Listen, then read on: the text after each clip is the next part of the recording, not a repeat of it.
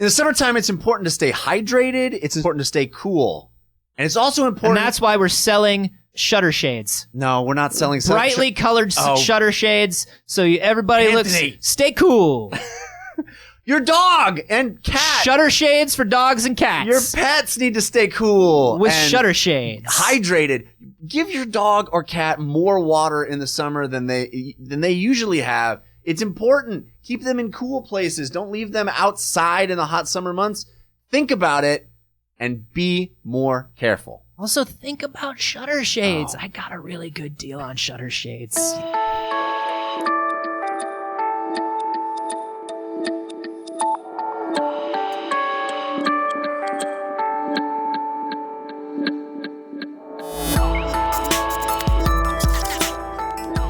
We all aware that if you have a child and you go to the birthing class, you're automatically a doctor. And that's the way the world works. Well, I just like the title, really. Yeah. It's more of the... It's an honorary. Yeah. This is We Have Concerns. Hi, Jeff Cannata. Hi, Anthony Carboni. Hello, concerned citizens. Hey, Anthony, let me ask you a question. Sure. Do you believe human beings have a sixth sense? Oh, God. Well, this is where, if we don't point out that the sixth sense is kind of balance... Well, this is where if we don't point out all the internet videos that everybody's watched that say the sixth sense is right, then we get 100 tweets, and I don't want 100 tweets. Well, let me ask you. Yes, the sixth sense, Jeff, is probably balance, or it's a magnetic thing, or like whatever, like blah blah blah. But what is this article saying the sixth sense is? Now that the idea of a sixth sense has been ruined by internet pedants everywhere. This is about the magnetic idea, specifically. Magnetoreceptor. Magnetoreception. Yes, it's very common in animals, particularly in birds. Right. That's how they know where to migrate and where they're going. That's why they have such a wonderful sense of direction. We don't know how it works. We don't have any idea where it's located in the bird. There's a tiny magnet in a bird brain. Well, we think that might be it. There you go. But we're not sure. There is one. That's called Occam's razor. I don't think that's what that's called. If it seems like a bird has a magnet in it, then it's worth two birds. That's from a bush. That famous bird Occam. Occam the bird. That's a bird call. Occam. Occam. Occam. Occam's razor is named after the type of bird noise that this theory makes. It's a razor feather, they call them. Yep. Yeah. We are experts. This is an article sent to us by birds creep me out like Chris crazy. Leslie sent us to wehaveconcernshow@gmail.com. This is an article about a fella scientist at Caltech who believes strongly, and this has been debated a lot, but he believes strongly that human beings also have magnetoreceptors and that we have a sixth sense. We have a tune into the magnetic polarity of the earth. But we ignore it because of television and cell phones, you guys. Yeah. If we just went back out into nature, we would be able to feel the magnetic pull of nature. Take off all your clothes. Take off your clothes. Go into the woods. Get rid of your cell phone. Keep your cell phone. Keep your cell phone because you could get lost, and also who knows what kind of rare Pokemon are out there in Pokemon Go. But for the most part, you want to disconnect and get back into nature. Right. But keep your cell phone with you. Cell phone, no clothes. Where do I put the cell phone? Don't ask. Don't ask. There are any number of ideas that immediately pop into my head, and whichever one you're comfortable with is the one that I want you to do. It's that old phrase, don't ask, don't call. That's called Occam's cell phone. Put it on vibrate, don't ask, don't call. Okay, so this is a guy so we think at Caltech. He thinks that we have this. He, in fact, claims that he has an experiment that is repeatable and testable that proves that we have some sort of sixth sense about magnetism of the earth. Now, people have claimed this in the past, and like any magic or extrasensory perception thing, the real test is whether the experiment is repeatable in a closed environment. Well, he claims he's got one. So far, he's only done it with 24 participants. Okay, but there is a group in Japan and a group in New Zealand that are now in the process of peer reviewing. So here's what he does. What is it? He takes people, he built himself a Faraday cage. Okay. And that Faraday cage blocks out any kind of bird. Yes. Any kind of Faraday. No cheating, no birds allowed near you when you're taking the magnetoreception test. It's a thin aluminum box. Hey. Just which way's north? Like right now. Like which way's north though? Right now. To your left, man. Okay, are you sure? I mean, your left or my... I think it's your left, but I could be wrong. I mean, it's real dark in here. Yeah, also, you're a bird. Do birds know left from right? Yeah, look at my left... Oh, shit, you just fucked me up. Which one of my wings is my left wing? If you hold up your wing and it makes an L. But none of my wings make L's. They just make kind of upside down U's. All right, or like a V, kind of a V, but upside down. Someone's coming. Sorry. All right, well, just like, which way do you think is north? Just point to it. Just point your beak towards it. Okay, right there. Is that north? Dude, I'm asking you. No, I know, but like... Oh, I'm gonna fail. I'm gonna fail, and then I'm never gonna get to be a bird. Don't cheat off me. Is that why they're taking this test? That's where you're headed? Because then they get to be birds? Yeah, then you get to be a bird. That wasn't where I was headed. That's just a question. Why else would we need it? So he built this Faraday cage that is If you could take a test to be a bird, would you? I would. If at the end of that test and I passed it, I could fly. You just flew right out of the door? You'd have to leave your human life behind. I think that's called a pilot's license test. Fun story. Are you ready for this? Yeah, hit me. I have an aunt. I'm not going to say her name on the show, but my aunt. Mm-hmm. Aunt Carboni.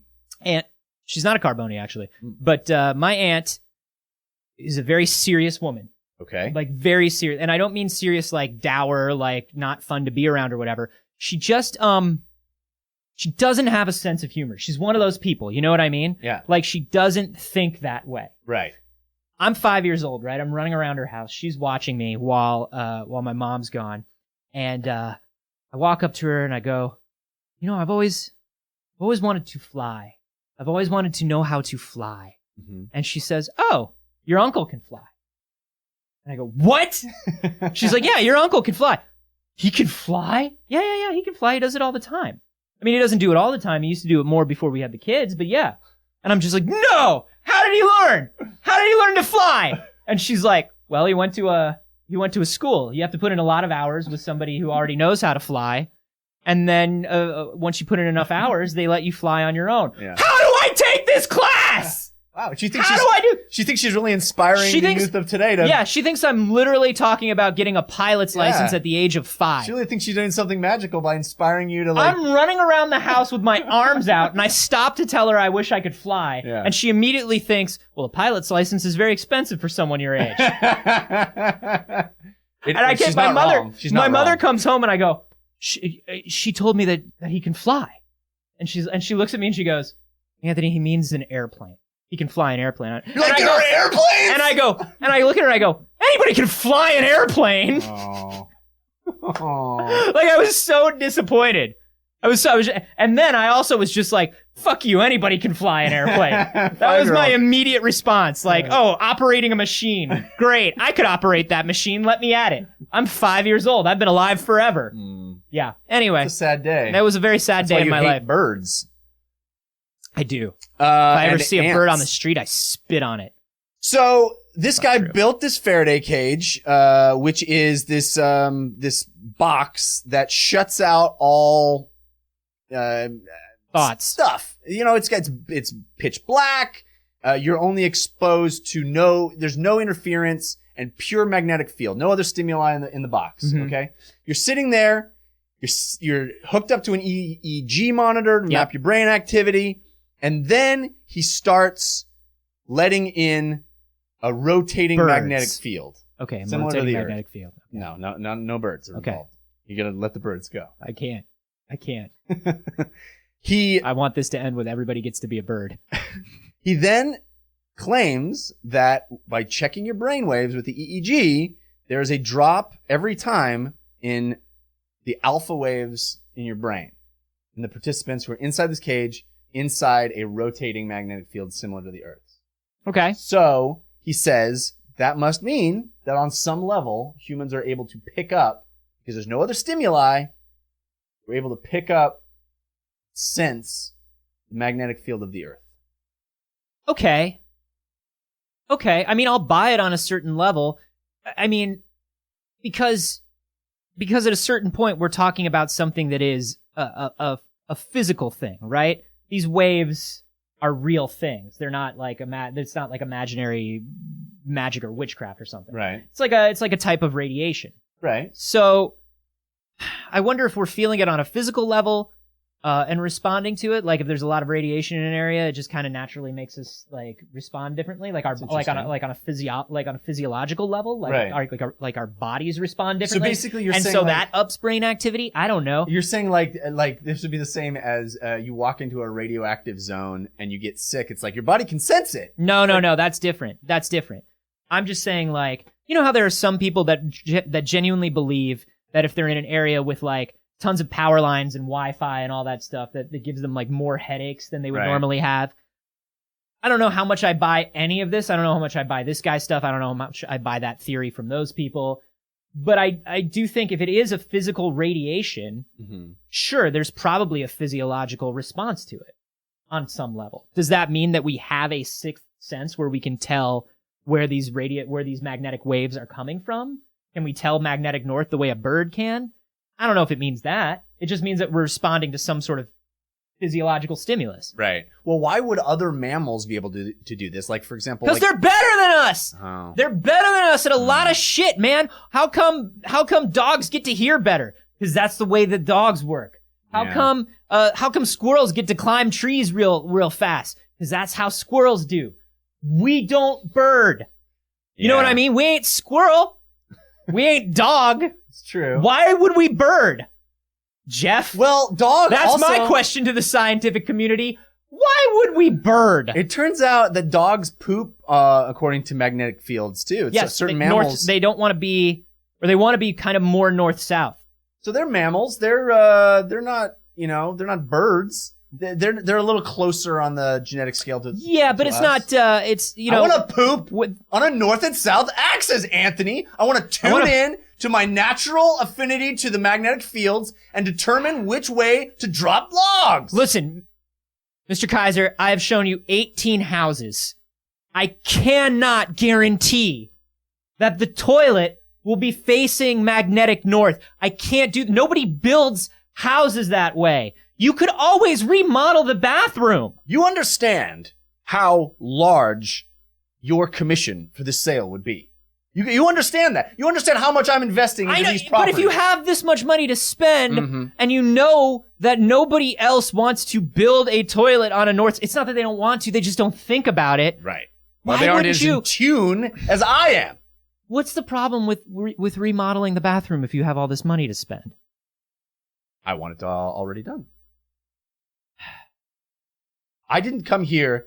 All right, well, let's go. I don't want to spend another single day shitting on an east-west axis. You talking? I did not go to Stanford and commit my life to making money so that I would shit east and west. Dear God, man. Harold? Oh, Harold? Tina, come in here. Harold, is the mean man not going to give us the house that we deserve? Look what you've done. Look at this woman. My husband works very hard.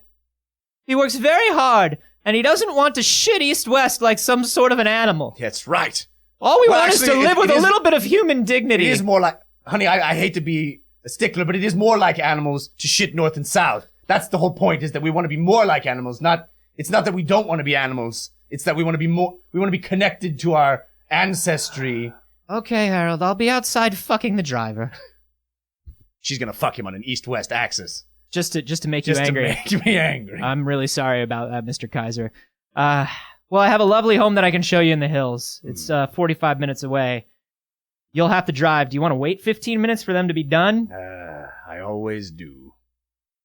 So, show me the office. Yeah, so dogs do it, but the dogs don't do it as like, they're not so like rigid about it. Like when that study came out, everybody went, wait, I've never noticed my dog shitting north-south. Oh yeah, I've never noticed my dog be real particular about where it takes a shit. I've never noticed my dog spend 20 minutes for looking at the exact right place to piss and then decide it's gonna shit and I'm waiting there in the fucking cold. No, but the holding difference leash is, with my hand in a plastic bag like a goddamn popper. No, but they don't wind up, after all of that, they don't wind up north-south. That's the thing about that. Because dogs are also dumb. Right. They have good intentions. The range They'll waste my time all day long. So there are different reasons why dogs spin around. Like the northwest thing is one of them. The other reason is like the theory is they stamp it down before they go to with all their feelings. They stamp down all their feelings and their emotions. They bottle them up inside, and then they turn it into physical shit. They're like, you're gonna watch me do this, aren't you? You're gonna stand there with a bag on your hand. But you're gonna watch me. I gotta stamp down all my feelings. But they stamp down the ground like high grass or whatever it is. They stamp it down, and then they go to the bathroom in it so they can easily cover it up. Right. And then the other idea why they go north-south is if you're going east-west, the sun is either in your eyes or at your back, which either makes it so they can't see predators or that predators have a perfect view of them without them being able to see. So by being north-south, a little more against the exact sun, they can look left and right and see things that are coming at them. Same reason that guy wanted to buy that house. Is it a little bit magnetic? Probably. But they don't think that your dog is pooping like a compass, is what I'm saying. Your dog does not poop like a goddamn compass. Well, tell that to the person who lost in the woods. Tell that to this dog that's also an Eagle Scout. And always knows which way north is. Yes. You're going to take away his badge? You're going to take away his directional poop badge? I would never take away his directional poop badge. But I may take away his magnetoreception badge. Which they shouldn't be two different badges. It sounds like you think this scientist is a quack. I don't think he's a quack. I think we do respond to physiological stimuli or physical stimuli. I just don't know if we have a magnetic sense. You know that I was going to get the magnet in my finger. I know that you were going to get the magnet in your finger.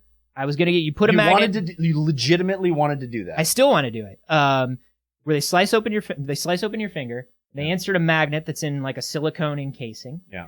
And your nerves kind of like grow back the way they are, and they kind of wrap around this thing, and you can sort of feel the pull of the magnet, and you can feel when there are magnetic fields around you. And you can erase people's hard drives. You can erase people's hard drives by walking over to their house and touching it. You can fish paper clips out of your couch. Oh, that's the really helpful part. I mean, it's really like being some sort of a cyborg superhero from the future. Why is that guy?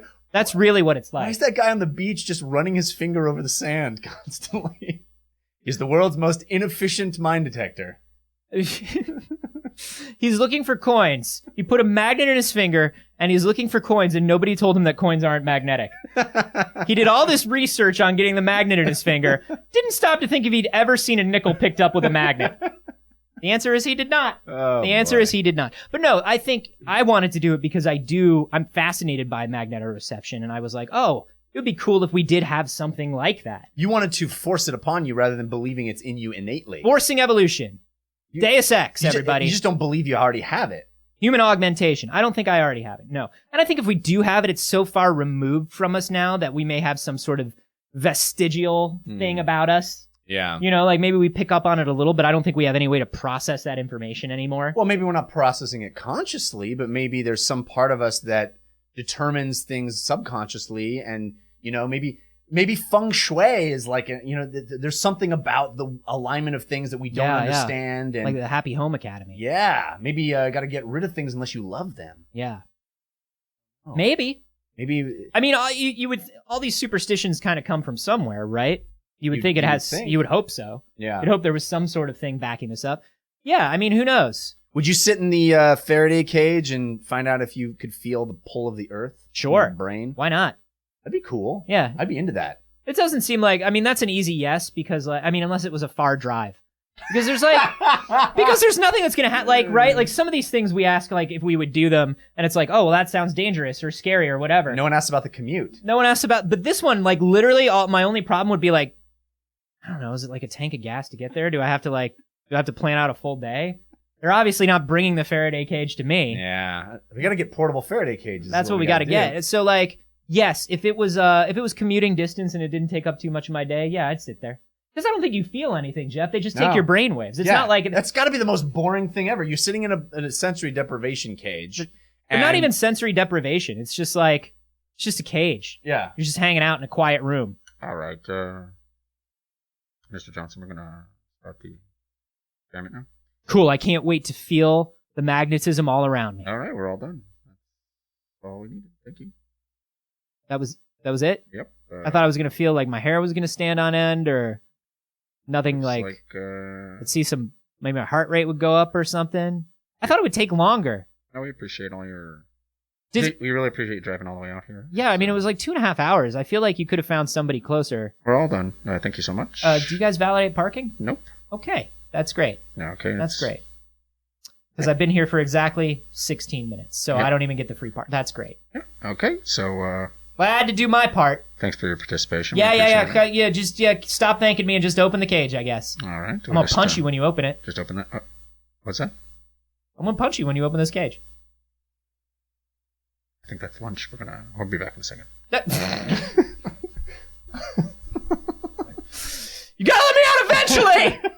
And when you do, I'll punch you! Fly away like a bird.